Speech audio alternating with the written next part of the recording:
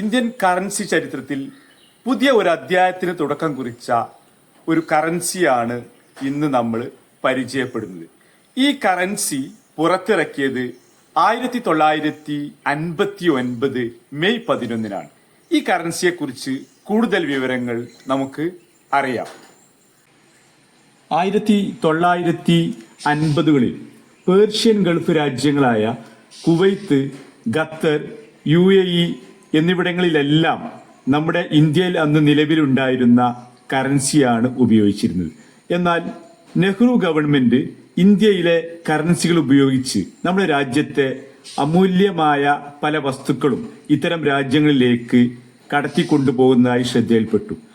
ആ ഒരു അവസരത്തിലാണ് പേർഷ്യൻ ഗൾഫ് രാജ്യങ്ങൾക്ക് വേണ്ടി മാത്രമായി ഇന്ത്യ ഒരു കറൻസി അടിച്ചിറക്കുക എന്നുള്ള ആശയം വരുന്നത്.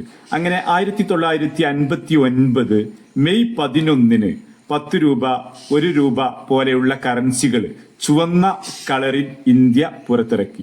പിന്നീട് പേർഷ്യൻ ഗൾഫ് രാജ്യങ്ങൾക്കൊക്കെ അവരുടേതായ കറൻസികൾ നിലവിൽ വന്നപ്പോൾ ഇന്ത്യയുടെ ഈ കറൻസി പിൻവലിക്കുകയാണ് ചെയ്തത്. ഇന്ന് ഈ കറൻസി ഇന്ത്യയിൽ ലഭ്യമാകുക എന്നുള്ളത് വളരെ അപൂർവമാണ്.